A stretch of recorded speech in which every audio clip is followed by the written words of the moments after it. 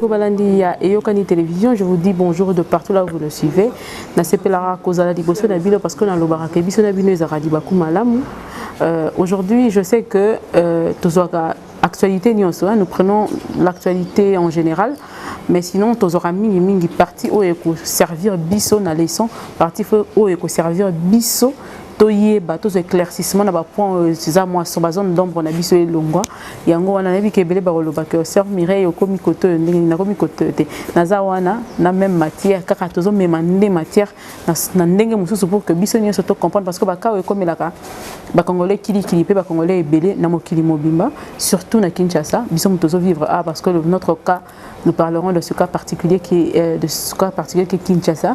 Kinshasa, pourquoi? Parce que nous sommes vivants et que nous assistons à des arrestations arbitraires et puis aussi na procédure moko ezala vraiment pénalité ou bien la procédure où ezali ebongi pona biso te na l'état na biso ndenge to bengaka communaux na l'état na biso.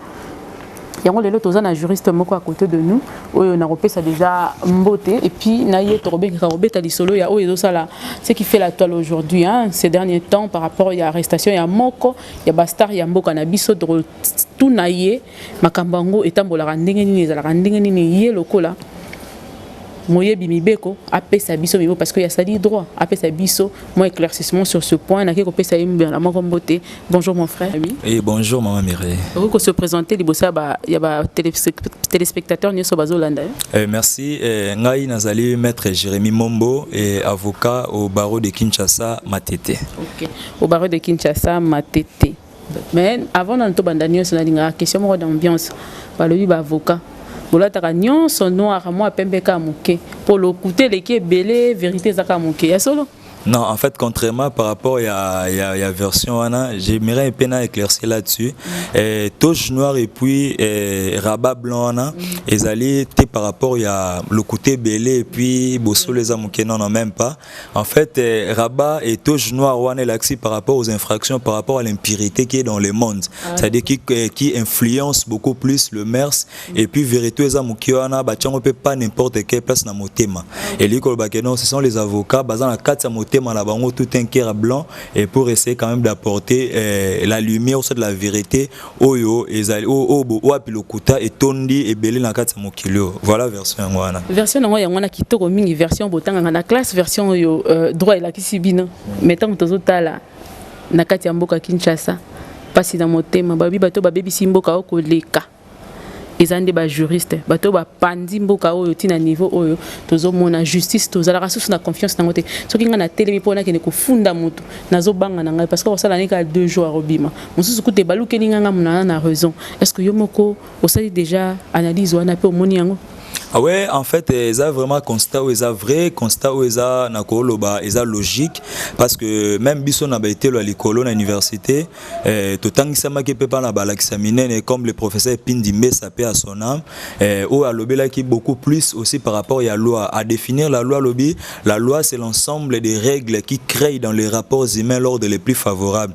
Alors dès que la loi où ils allaient légiférer na ba institution où ils allaient légal, ils ont parvenu à créer ordre mokoza favorable déséquilibre on est allé les londes toujours assister beaucoup plus na ba événement mokoza criante aussi par rapport à biso ba juriste que nous sommes pena ba kelimibe ko ba bengi ba législateur mais ba remède mokoza allé ça que il faudra premièrement procéder na réparation soit na réforme et appareil judiciaire au gopé ça lobby makoki pour que justice et l'appareil judiciaire lelo et yebana kozala autonome enfin que évolution à droit enfin que évolution à système judiciaire dans Congo et ça vraiment de manière équitable. Donc ça vraiment un travail de longue haleine. Il faudra faire là-dessus pour que Makambu lobby et ça la bon malam. Appareil judiciaire et ça la autonome. Par là, qu'est-ce que tu veux exactement dire? Autonomie appareil judiciaire et les kolobake parce que l'autorité est telle celui qui chapeaute même na niveau et système judiciaire c'est les ministres de la justice et bon mon amalam qui est la séparation du pouvoir dans le pouvoir judiciaire dans le pouvoir exécutif et pouvoir législatif maintenant le ministre de la justice ou chapeauter le pouvoir judiciaire émane du pouvoir législatif le pouvoir exécutif plutôt alors kuna azapen autorité est telle na oyo azo bénéficier également la injonction alors alors que Nangambu Moussousouana a une influence, une mainmise, alors impossibilité d'aller pour que indépendance, il y a appareil judiciaire, tout le système judiciaire na Congo, et ça a vraiment constaté, tout et ça a vraiment un exercice comme il faut. Merci beaucoup. Ezola ki saya solo été mwana mboka na kati ya émission était ko la mibeko aye penza ko ki biso mibeko. Merci déjà pour na réponse nous opesa biso kasi na mokili tant tozo vivre et ça na ba événement ndenge ba benga kana ali falansa que yango des autres dominer actualité. Mais avant na kota na arrestation X to Y na reposer dans nos questions à libosser c'est violation de domicile ils ala nini na droit expliquer biso poto ye bango lelo po ngaso na skande matinga likolo awa na koko kende komona ndeko no ngamba na ndako na bango na beti na sisi na bimi na zongi. Violation des domiciles des Alarani. Merci beaucoup. En fait, violation des domiciles par rapport à la définition légale, et ils ont eu le fait pour une personne, il y a quota, c'est-à-dire qu'en fait l'introduction n'a qu'à y a domicile où ils ont été abattus. Maintenant, en se servant peut-être dans la manœuvre vraiment frauduleuse, n'a qu'à se servir peut-être dans la menace, n'a qu'à se servir peut-être dans la contrainte, tout n'a pas voie de fait où et qu'on empêche, soit et qu'on permettre à ceux que à appréhender soit à quota na domicile où ils allaient y être. Il y a un mukuse où tu as violation à domicile. Donc ils allaient le fait qu'il y a qu'à brûler des étapes ou soit il y a qu'à respecter les normes qu'il faut, tout ça n'a qu'à utiliser des manœuvres vraiment où ils sont tout à fait illégales, n'a pas ruse, n'a pas menace pour que c'est-à-dire où appréhender une personne na kati ya domicile na. Il y a une violation des domiciles. Bon on est inga na siliki bon on a côté ligne de quoi on a bêti na on a bon na zongi ça peut violation des domiciles il y a forme moko. Effectivement parce qu'il y a une menace en fait l'objet parce que nous avons l'animus no sendio to bengi na droit en fait l'intention de nuire. Wana intimider biso et là si ni animus.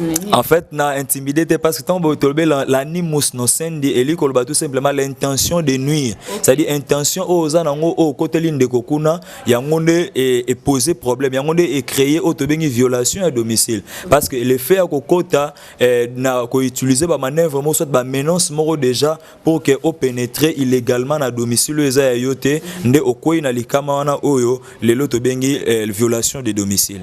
D'accord, merci beaucoup na kanisi que ba ineso baza kolanda biso na Evi TV baza ko comprendre bateso bazali kolanda biso na Yokani TV bazali ko comprendre nzambe na biso apambola bino lisusu merci lisusu na éclaircissement opesa na baimboka mais sinon to les canons na arrestation arbitraire et ça la exactement nini parce que biso na kisala to message na biso na arrestation arbitraire so na tali bien. Mais ils ont une arrestation arbitraire. Est-ce que dans la loi, procédure et arrestation, ils allaient recommander? Merci beaucoup. En fait, fan d'apenza ming na matière parce que ils ont vraiment une matière beaucoup plus fréquente, surtout dans Mboka Nabiso, surtout dans la capitale où tu dois assister beaucoup locaux la moi na arrestation arbitraire puis na détention où ils sont illégales. Et tokem bala moro na code pénal na article 67 code pénal congolais précisément où ils ont corrigé en infraction l'arrestation arbitraire.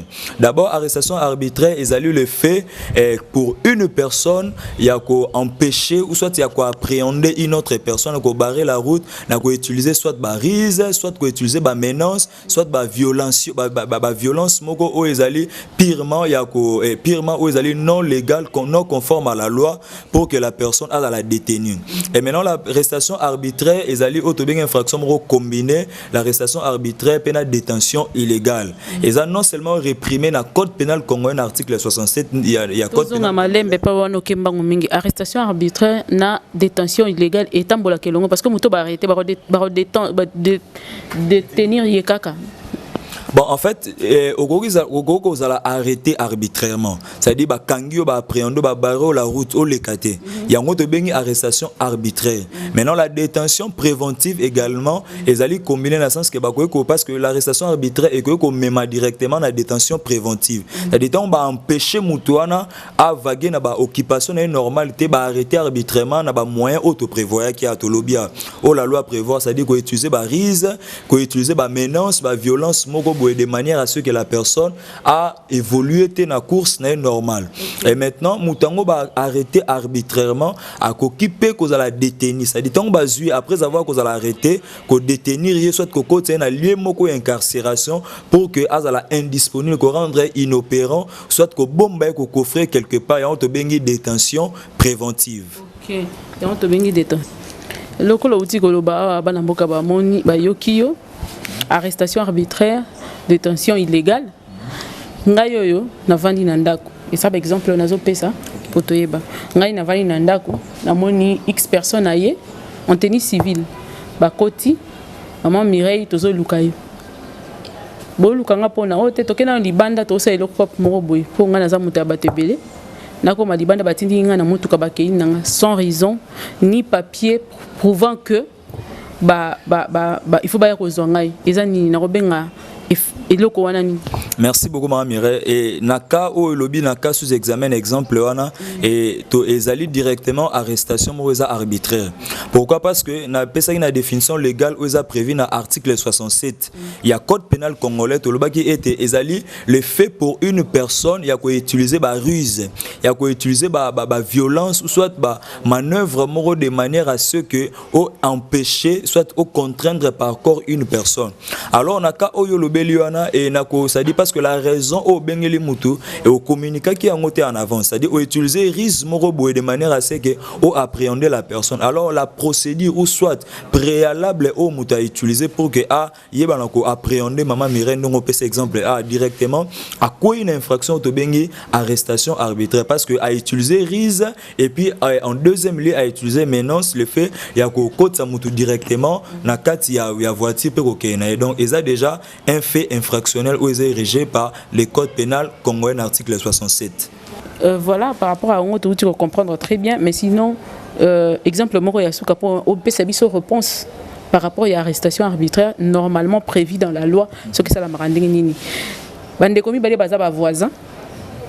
Baswaneli mai na yo sopaki pa na ngai ainsi de suite et ça dit makelele moko lobi na kolaki sayo.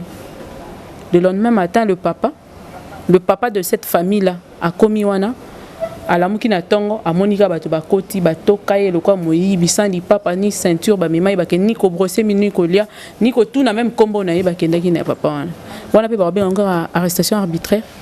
Merci.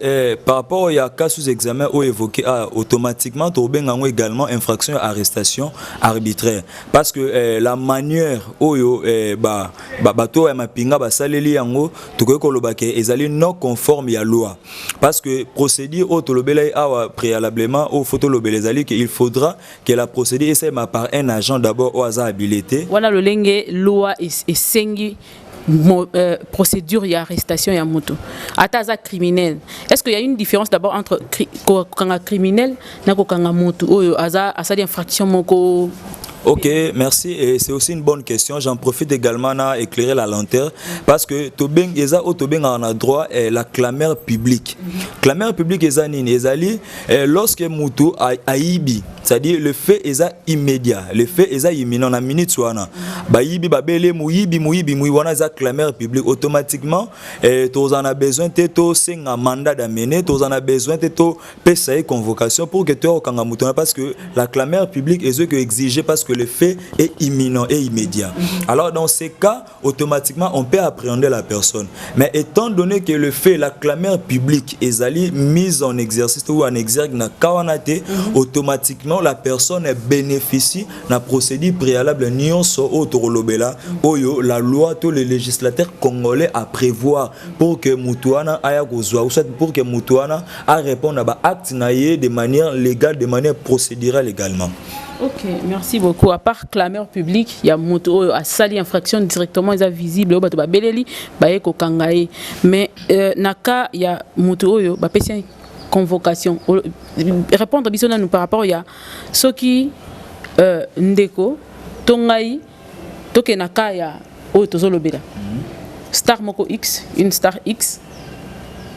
Procédure automoni ba kangeli o ezo choqué tisiko. C'est vrai que tout ça ma capacité na kolanda makamona mingi mais to yebié à sala makambo yebele à défendre drapeau ya mboka oyo libanda makasi et choquant qui makasi. Moi quand j'ai vu ça j'ai eu de larmes nabi mais ce pays va où et ça là qui passe makasi mingi vraiment est dérangeant qui nga on a le bail qui na robeta di solo même si je veux pas citer le nom mais tout le monde connaît que c'était monsieur Kofi Olomide qui a été arrêté par rapport Nango. Il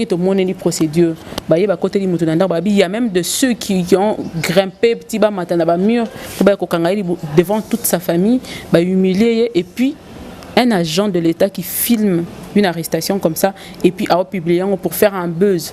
Ça veut dire quoi? La loi va prévoir nini pour le Makambwana. Et ça, une arrestation nini ya liboso, question nanga. Il y a mis balé un agent qui fait ça. C'est comment on peut expliquer ça par rapport à la loi? Merci beaucoup Maman Mireille. En fait, les lois n'ont pas que et ça la biso soni makasi. Et nous les juristes des formations que nous sommes, enseignés par des grands professeurs d'université aussi n'ambo cannabiso, to assister les lois au naba événement moko na koloba, ba traitement moko inhumain les lois au eza même to koloba que libanda même ya ba principes légaux ou eza fixés par rapport à la loi. Na olobelo ko moko par rapport à la constitution na biso article 13 ezoko loba été ou soit na code pénal congolais na biso que nul ne peut être arrêté, poursuivi ou détenu pour un fait qui ne constitue pas une infraction pénale, Maman Mireille. Oui, en fait, par rapport à la Constitution, notre loi et le code pénal congolais, ça va préalable pour que Moutou a arrêté, poursuivi, parce que la loi est le baboye. Nul ne peut être arrêté, poursuivi ou détenu pour un fait qui ne constitue pas une infraction pénale. Au moment où une personne, Tom Moutou, a sali à commettre fort, à poser acte moroboy, ou est allé ériger en infraction, automatiquement la personne ne peut pas être arrêtée pour ces faits-là. Il faudra que Féouana est érigé en infraction par rapport à la loi. Dès lors que la loi est érigée en infraction, un cas pareil, automatiquement la personne ne peut jamais bénéficier, soit de souffrir d'une arrestation quelconque. Ce qui Moutou a arrêté pour na fait moro bonako par exemple, c'est-à-dire les faits ba ceux que non na 13h par exemple, les autres tambola na nzela mutu moko ya kanyo abino na 13h go tambola te, au moins qu'il y ait des mesures d'ordre administratif. C'est-à-dire quoi? Ce qui mesure moro est s'imposer par rapport il y a urgence to par rapport il y a climat social moko boé. C'est alors que mesure wana ekokiko ça la une jonction na ekoko ça la une force probante comme la loi. Étant donné que mesure mon na sens wana ezate, c'est-à-dire automatiquement fait moko boza érigé en infraction et qu'on jamais que ça bénéficier na arrestation to na poursuite moro judiciaire. Ce poursuite moro judiciaire est mis dans ce sens, automatiquement to bimi libande à loi, automatiquement to ke na auto tu ko lobela tozo lobela awa arrestation arbitraire to détention illégale. Pour le lingue yo moni avant peut savoir procédure il y a un coup de déjà par rapport à une procédure et singeli bakangeli ya mutu. Il faut elandi sama na loi ce que l'andi na loi te ezali mutako ko kangamate. Sinon ce que salami na sens mususu et comme arrestation arbitraire. Mais sinon ndenge yo uti kolanda arrestation ya ndeko star wana ya munene ndenge salami ukoko lobanini vraiment eza arbitraire yo lokola moye bimibeku obenga ngonini. Vraiment, en tout cas, personnellement, et ça n'a pas si le est un juriste, mais également étant un citoyen congolais, et ça n'a d'abord pas parce que les procéduriers que nous sommes, tout le monde sur la procédure pénale également avec la procédure civile. C'est-à-dire, principe, parce que dans la loi, nous avons ce que nous appelons le principe de la présomption d'innocence. Dès lors qu'une condamnation judiciaire est effectuée par un jugement définitif, soit condamnant la personne ou la quittant, Moutou a bénéficié de la présomption d'innocence. Au regard de la procédure, côté la Moutou, d'abord nous avons eu à parler au début de la violation à domicile. Nous avons énuméré les conditions préalables pour que la violation à domicile est constatée. Nous avons également soit utiliser des moyens de menace, utiliser des moyens forcés pour appréhender la personne. Na clameur publique te toza awa na ka tozo bela ya ndekoko ya star congolais o toyebi toza awa na kamoko boete o clameur publique ezali où il a fallu que la procédure préalable ou la loi la code procédural congolais prévoit, il a fallu la mise en exercice pour que toi assister bongo bien na gemoko to bengi juridique na gemo o to bengi légal pour que esa le manaba condition o elongo bani et le mal est que pas ces ali que acte où ils a posé na ba agent là pour que ba na ko appréhender mon mboka to star ou ya musique na biso yango ndem te intéressé biso ça li passe parce que la procédure n'a pas été respectée, la manière ya ko côté la to la manière ya ko appréhender et respecter vraiment ba procédure oyo elongo banité. D'accord, et respecter la procédure et longo banité. Pour un agent avec l'arrestation quelque part, na ordre il y a pas continuer à comme il faut filmer pour nous longo buzz pour yo lokola moyebi mibeko ko lobani. Lokola moyebi mibeko na cas où ils sous examen il na aussi koloba d'abord la présomption d'innocence moto azo bénéficier d'abord na principe wana étant donné que tous a d'abord na instruction préjuridictionnelle et salémé na niveau ya officier du ministère public alors na kana tango instruction de salemato poursuite préjuridictionnelle et salema moto la personne au hasard concerné hasard d'abord présumé innocente le quoi hasard présumé innocente alors son arrestation et qu'on jamais qu'on a la rendu public n'a pas condition parce que quand vous filmez déjà quand aux luka au créer lango buzz na sens on a déjà une poursuite judiciaire et il faut ezala automatiquement engagé contre la personne alors un ordre mal donné na ko loba bongo et la personne qui a agi au nom de l'État au nom de la justice congolaise quant à moi il faudra porter d'abord plainte à l'État congolais parce que c'est un agent de l'État congolais et c'est à ce moment que l'État congolais sera sanctionné ou soit sera condamné par du paiement des dommages et intérêts. Mais c'est à l'État congolais à cause une action. Une action récursoire contre agent Owana parce que affaire abimissé na patrimoine à l'État congolais des sommes faute il y a mauvais exercice il y a fonctionné. Donc dans ces cas il faudra préalablement que la star congolaise a porté plainte à l'État congolais parce que ces agents agissent au nom de l'État congolais et dans ce sens-là qu'on publie, qu'on crée baisse et étant donné que la personne n'a pas été encore condamnée ou voire même ce côté d'abord on a décortiqué il y a fait au moins qui fait d'abord ils a érigé en infraction premièrement et deuxièmement la procédure préalable au SL et salémé ils a d'abord procédure à respecter par la constitution congolaise et aussi par la loi congolaise dans article 67 il y a code pénal congolais. Ok, merci beaucoup. On a éclaircissement, Isali. Donc, l'agent ne sera pas poursuivi individuellement, mais plutôt c'est l'État congolais parce qu'il était en exercice. Il y a Moussala l'État congolais. Ou bien poursuivre individuellement.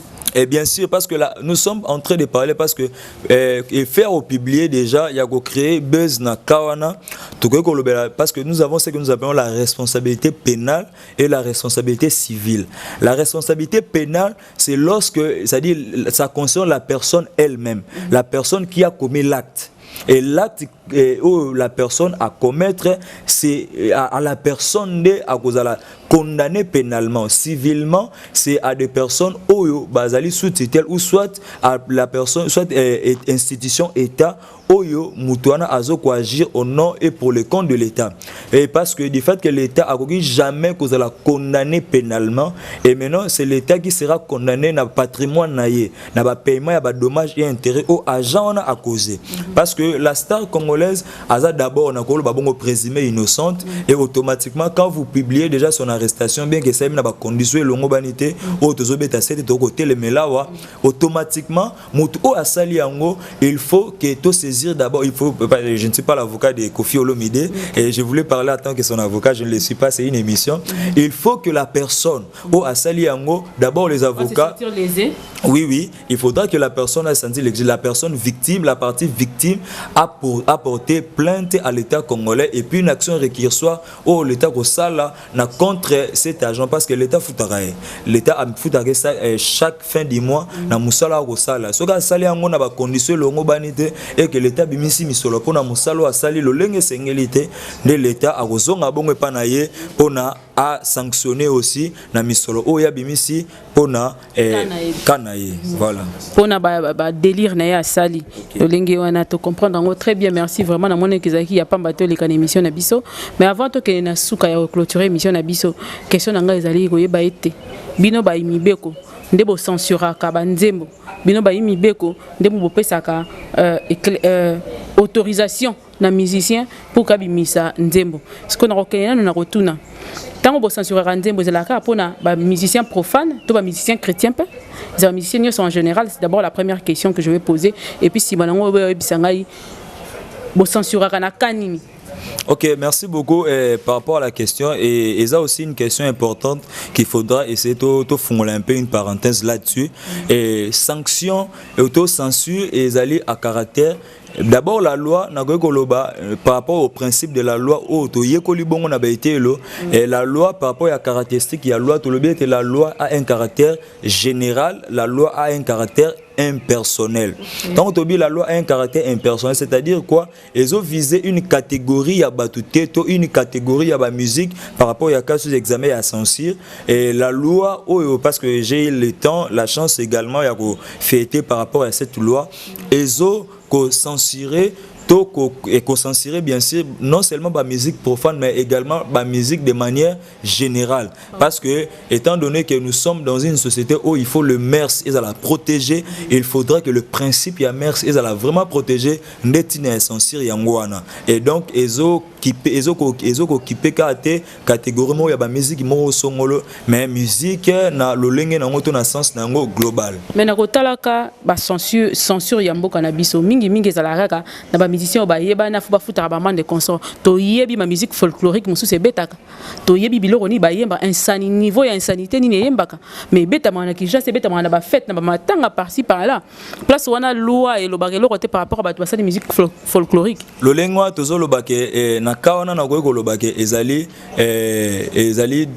poursuite to procédure de manière politisée dans le sens que c'est-à-dire même la loi ou soit même la procédure wana c'est-à-dire on regarde beaucoup plus l'intérêt il y a production ou musique profane a ko pesa lelo par rapport à la musique folklorique wana parce que étant donné que lelo nous sommes sans ignorer musique et profane lelo par rapport il y a bénéfice na ko ba pékinien ou ezo bimisa lelo nde misu même il y a bateau ba fandi ba côté la makambo sensible ba boki misu beaucoup plus na musique profane ce qui n'est pas juste et ce qui n'est pas juste, ce qui est condamnable également parce que misu na bango boka mikunda parce que bazomona été les musiciens profanes font de l'argent ba ko sala misolo belende et sengi to sanctionnera bango mingi et sengi to beta ka sete mingi likona bango pamba te na sima na bango nde to royer ba ko amasser quelque chose contrairement ba musique folklorique o moto ko somba ta musu na golo ba bazaya ko tanga o ba condition ngo beta to golo ba na ba circonstances mais infraction éthique à l'infraction peu importe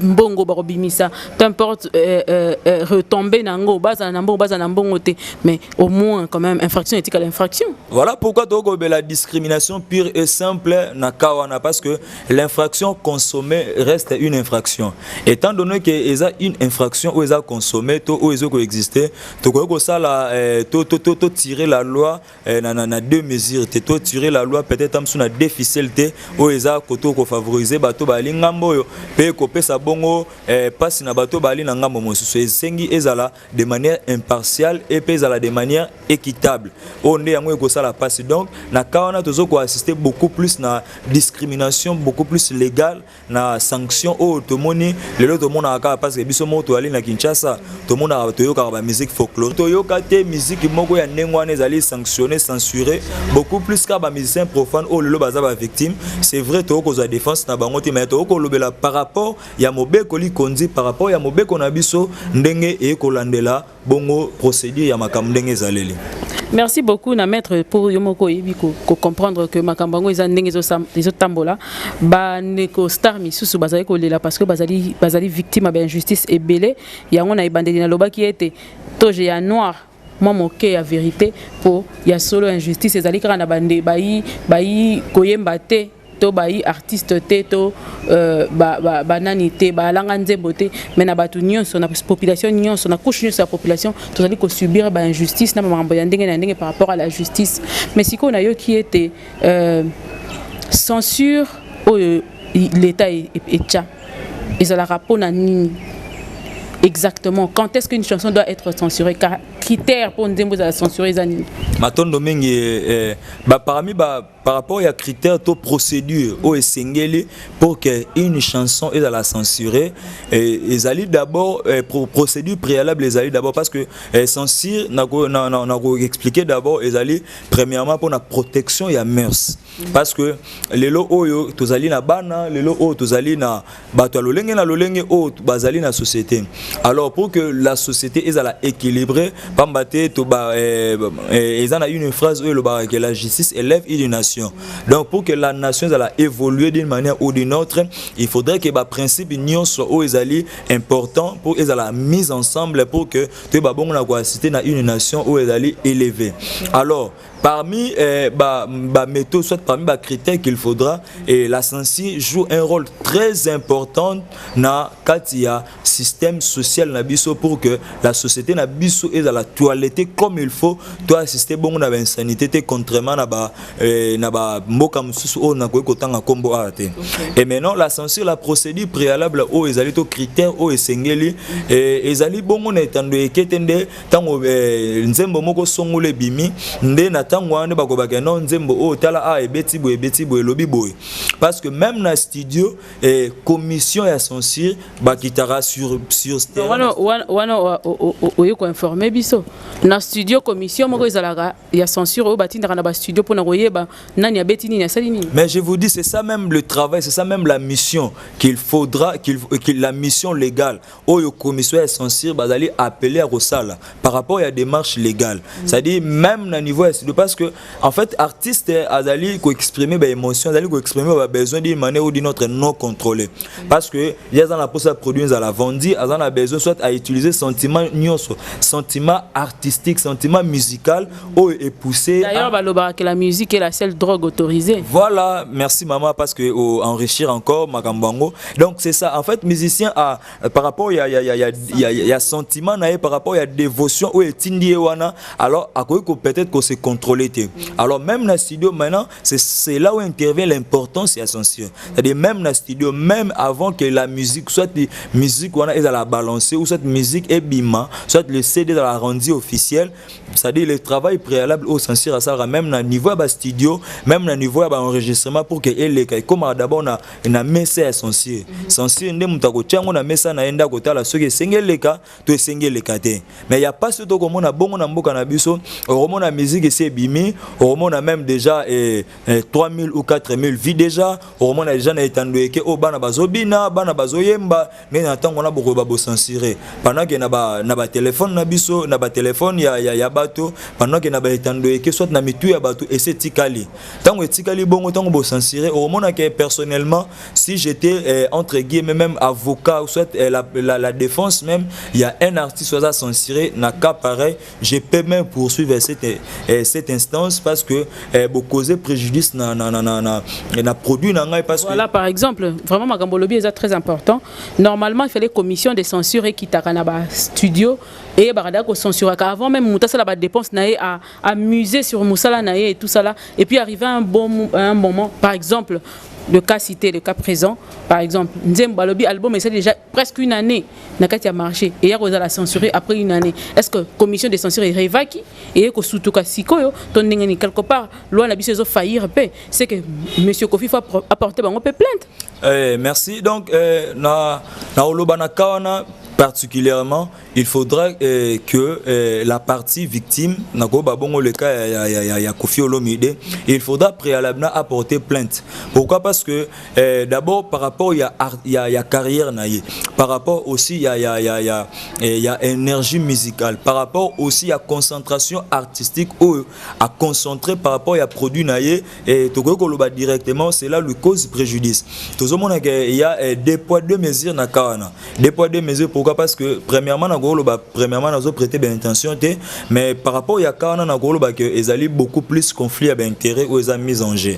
Pourquoi on a mis conflit à intérêt? Parce que une chanson où ils ont déjà consommé pratiquement une année ou plus, je ne sais pas moi, et les lobos censurés en gros le batté que censuré yoka qui a monté et mon qui a monté parce que c'est une star il y a musique nabiso autoko ko se voiler face à maintenant consommation déjà zalaki alors que ben intérêt peut-être oyo il a fallu que cette commission est censée ba yeba na ko bénéficier na yango par rapport à produit ana vu que peut-être apport na ngoto peut-être rendement na ngo sur le terrain et que ba moni que l'artiste a amassé beaucoup d'argent par rapport à produit na ye et bazo luka peut-être va frapper patrimoine na ye yango na bazo kende beaucoup plus na suspension même il y a produit na ye pour que ils la rendu inopérationnel de manière à ce que ba soutirer quelques frais quelques fric ou azuna produit wana donc tout le monde a beaucoup plus conflit d'intérêt au bazo luka na ko violer bongo système soit système procédural na biso ya mibeko pour que les lots se retrouvent na bakana mais j'ose croire que l'artiste en question au tozo lobela awa a des juristes au bazali vraiment intelligents que je connais je peux pas citer les noms ici au baza aussi na ce sont des juristes rafistolés fignolés que je connais au baza quand même na un éclairage là-dessus au bako ça la initier telle action na sens wana pour que l'artiste azonga bongo na ba droit na pour que produit na également et continuer et rage na ngo ça là na lolenge ou esengeli. Merci beaucoup, Monsieur Jérémy, d'être passé sur nos plateaux. Vraiment, tous les gens mingi. Il y a que richesse est vendue na katina, mais vendue longtemps. Il y a kabola biso yangote. Donc vous avez besoin na yo très prochainement pour na éclaircir, continuer sujet oyo parce que ça vaste par rapport à la censure, il y a mboka et ainsi de suite, arrestation et tout ça là. Donc vous avez occasion de zonge la semaine prochaine pour nato mais kasi ko beta lisu société likolo nango mais to trakapé liso na biso na ba oyo nyonso les actualités les kana mboka po to yeba lo lenga nini to kotambola mais mulilo ba moko ya mwa suka po na lelo bongo na clôture émission nanga. Et d'abord, on a kotondo botondi na invitation oyo parce que c'était pour moi une occasion ya ko expliquer en fait la lenteur, éclairer la lenteur parce que la matière était tellement abondante et ça qui est aussi importante, il a fallu éclairer là-dessus. Et mot de la fin d'angeza d'abord premièrement na roloba une phrase où ils allaient que la justice élève une nation. Et maintenant la force d'une nation ils allaient reconnaître non pas na quantité suivre au bazo mais dis-moi na inspiration intellectuelle d'une manière ou d'une autre que une nation est capable ya ko mettre en place ya ko changer pour que cette nation est à évoluer. C'est pas le biceps c'est pas en fait l'argent parce que c'est l'intellect qui produit maintenant les finances. Aujourd'hui pour que notre pays est à une nation forte, une nation respectée, il faudra d'abord que la justice est au sommet, la justice est au centre et est à la déploie et est à la vraiment équitable pour que lobby doit assister dans un Congo fort, dans un Congo uni, dans un Congo prospère, n'engue to lobara plus beau qu'avant et c'est possible et que c'est le makaka na bakeli mibeko pe lisanga ya ba congolais nyonso pour que tout évolue. D'accord, ko pesa biso numéro na yo avant to kabone. Merci beaucoup, numéro na ngezali plus 243 89 71 26 304. Je répète plus 243 89 71 26 304. Merci beaucoup Ndeko Jérémy et Sengope matondo mingi na ndenge répondre ki na invitation na biso mais pour na biso bandeko balandi boye ba été désormais boroningaka oyo nyonso zali na question moko par rapport à droit, ils ont la relation à droit et tout ça là, ou pourquoi poser biso ba question na yo, tinde di biso na message na numéro au moins na affiché na sewana, to rebuzuela yo ba yimi be ko po ba éclaircir bino sur point nyonso to bi que ba conflit parcellaire ndé tondi ki ça mobima na bi que ba question na on rozango de partout, mais sinon botine de la biso yango expliquer bien tant aux poser question na yo parce que ceux qui moi flou ezali, to ya repé sa réponse est singélité na likambo ya yo. Donc ça ko expliquer bien numéro on appelle ça na WhatsApp ko tika audio na yo, to yo kango lisusu bien tu as appelé à la question que poser pour que tu aies répondre à une émission na biso de que je reminde to monani mikolo mikoya. Merci. Nzambe na biso apambola bino to lobara yango que o apesi biso mo place na kati ya bato. Eza nzambe apesi biso tina. Pour ce qui est apesi biso tina te mais tozali elorote. Mais ya apesi biso chance, apesi biso robe de gloire, lobi mama alors mbongo ndo moni biso lisusu liboso na biso. liboso na bino ya solo nzamba pambola l'équipe nyonso ya Yokani télévision et pambola Evi TV mobimba pe pambola bandeko nyonso balandaka pe basoutenaka mosala oyo équipe na biso na moni na pesi mbote na oyo babengi Arnold Ngamba, na pesi mbote belé, na pesi mbote na celui qu'on appelle la tête qui parle, Fatih Brigel Zanto, qu'on a pesi mbote belé, alela libanga ne azorango tazion lelo, na pesi mbote mingi na Hermance, lisusu moko ya bayi équipe ya Yokani télévision, to pesi bino, merci mingi na Ousmane JP Mongo oyo a soutenir biso financièrement, moralement, na ba conseil ainsi de suite. Merci na épice mon général, na pesi mbote belé, na pesi lisusu ebele ya mbote kuna epa ya papa MTI Maurice Mbilu kuna na Norvège na pesi mbote énormément nani na bosani na yebite mais na pesi mbote mingi na pesi Shagi oyo azali muninga ya lianza pe ya papa Mobiki si na pesi bino mbote bien que tozo luka bino pe na plateau oyo boya bino nyonso misatu baninga oyo baza ensemble ba ya tambola ka elongo to luka bino na plateau na biso ya émission mususu ya yekola mibeko te po boyebi mibeko oyo te boza ba juriste te de tokutani mikolo miko ya nzambe na biso apambola bino. Au revoir.